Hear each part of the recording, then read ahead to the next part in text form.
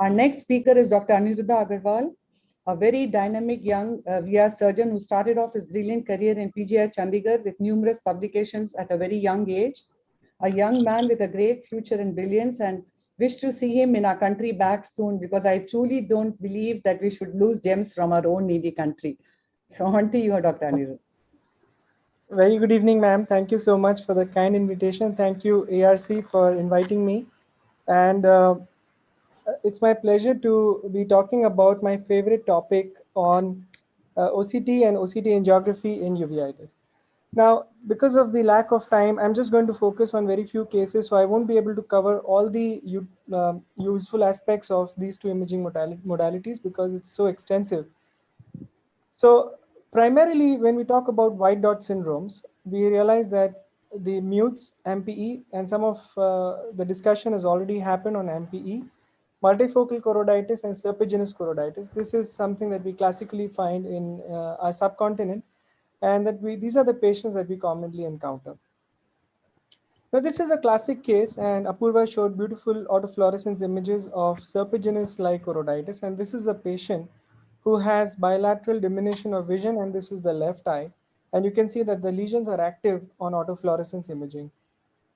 The right eye is the one which is more critical because here you have active lesions which are right near the foveal center and near the macular area, and these are hyper autofluorescent. And usually in these cases, I'd like to perform at baseline a combined fluorescein angiography and indocyanine green angiography. And you can see that especially in macular choroiditis, ICG gives you very good delineation of the inflammatory focus. And you can see hypofluorescent regions in the ICG. Now, this is a blown up image of the ICG, and you can see that OCT angiography gives you a much better delineated image, which exactly co-localizes with the ICG. When we began to see these in the OCT angiography back in 2017, a lot of reviewers would not agree, and they would say that this is just a signal loss. But now we have seen that this is predominantly true choriocapillaries ischemia or flow void areas. Of course, there is an element of the signal loss on the OCT angiography, but definitely if you compare with the ICG, you get very remarkably similar images, suggesting that these are true flow voids in serpiginous-like choroiditis. This was published in 2017. Subsequently, when you follow these patients and you perform the combined imaging again, now this is an invasive imaging, and we definitely don't like to perform fluorescein or ICG in these diseases unless you're looking for something else, unless there is a recurrence or you have a paradoxical worsening. So in 3 months, you can see that the lesion is near completely resolved on ICG and fluorescein angiography. And in such situations, you can easily monitor these patients using OCT angiography, which shows you in the follow-up a very small area of disturbance in the choriocapillaries slab. So the healing of lesions is accompanied by reduction in choriocapillaries flow deficit area. We have seen that lesions which are less than 0.1 millimeter square, they tend to resolve with minimum flow void areas.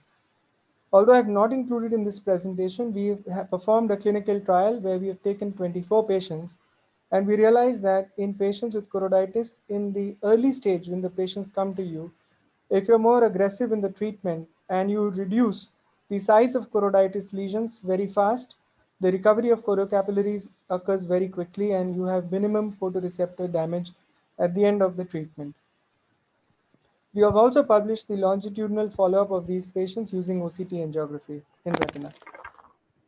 So you can see from this slide that OCT angiography is very useful in monitoring these patients at timely visits. You can do it non-invasively. And in fact, this can potentially serve as an endpoint, a clinical endpoint, or a biomarker of inflammation, and it can help you decide when do you want to taper the therapy, especially in VKH, and we'll come to that in the subsequent slides. In placoid diseases, and Apurva had a very good case of placoid chorioretinopathy, and we see that these patients can also be picked up on OCT angiography where you have the dark hypo area at the edge. And as you can see, when the lesion heals on OCT angiography, the hypo edge completely disappears.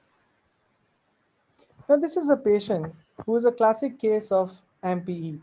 And this is very important for us to understand the OCT features. And we've had a case of MP discussed before.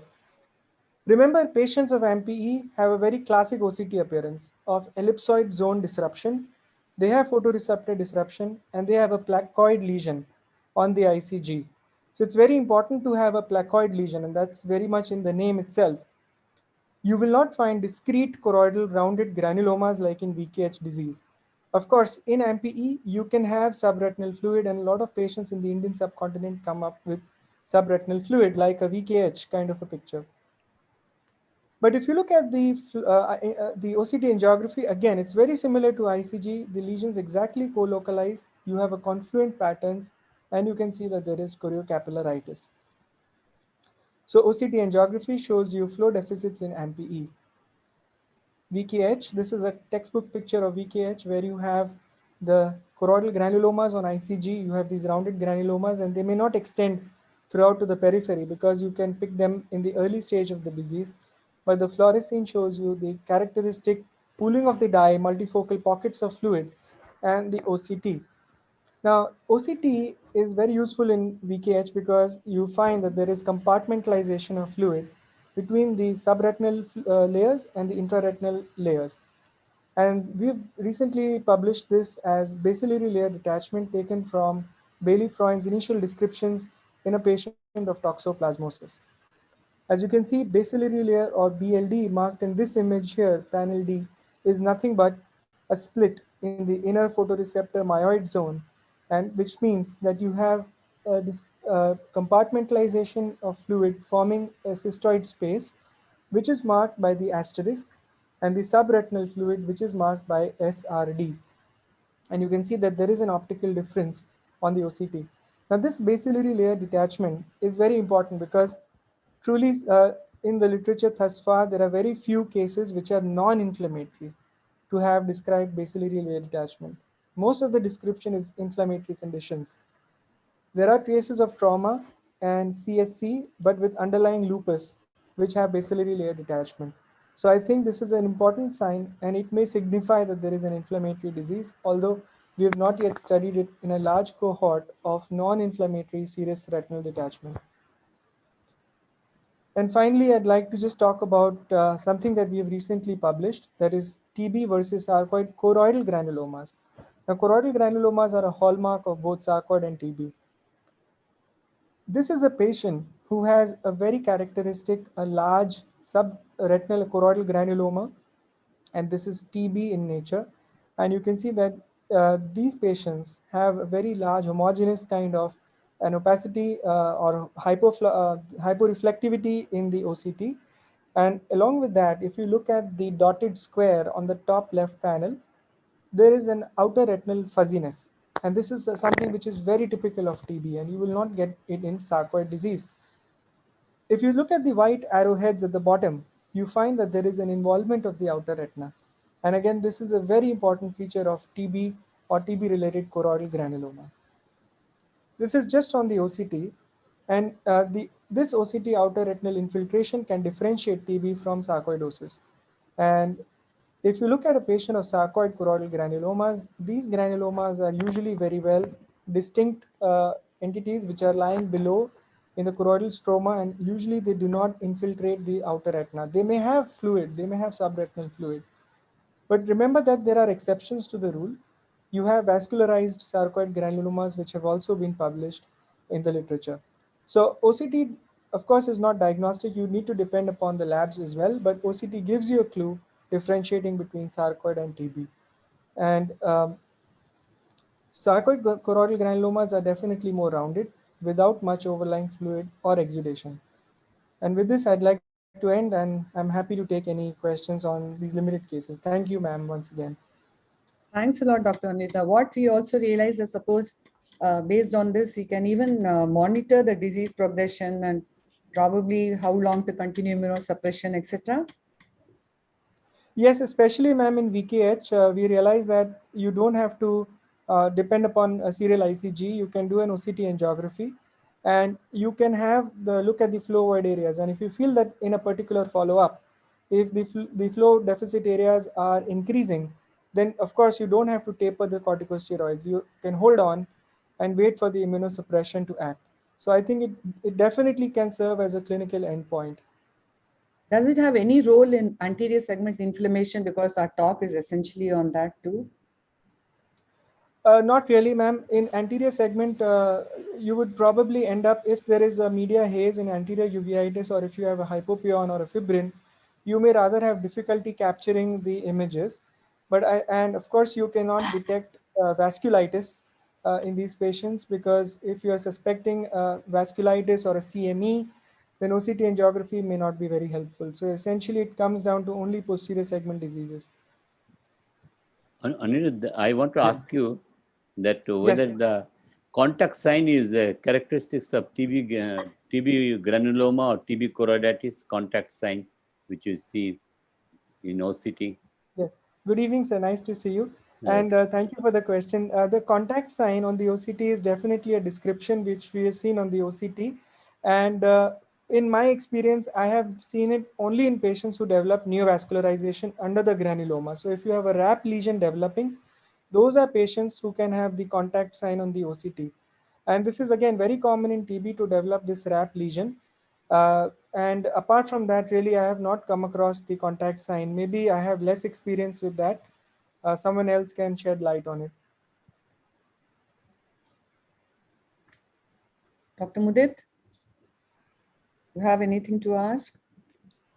I'm sorry, I was on mute. Yeah. Dr. Avinash, your thoughts on this? No, on a parallel note, I just wanted to ask, in just continuation to what Dr. Chitra Ramamurthy had mentioned. Anirudh, I have a question in terms of anterior uveitis or cells. Let me put it this way: in patients with weak age. Now, sometimes we have this asymmetricity response, what one would get to see in weak age in acute setting, and also in patients who have recurrences in weak age.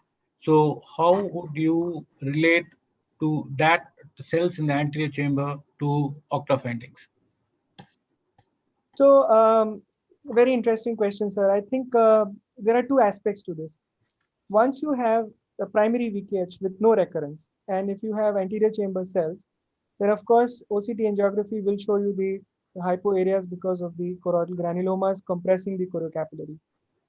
When you have a recurrence of the disease after a period of quiescence, essentially, and you have anterior cells, it probably could indicate that there is predominantly anterior uveitis, but there is a subclinical posterior segment disease, and which you need to pick up, because this is a clinical decision making where if you need to restart the immunosuppression.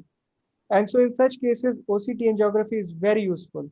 And I think along with ICG, there is no chance that if you do an OCT angiography and ICG, you will miss subclinical disease. So in such situations, I think it's very useful. Also, in patients who are responding to treatment, you are giving IV steroids or oral steroids, and now you're beginning to taper. Serial OCT angiography is very useful to make sure that the patient is responding to your treatment. I hope that answers the question. Yeah. Thanks a lot.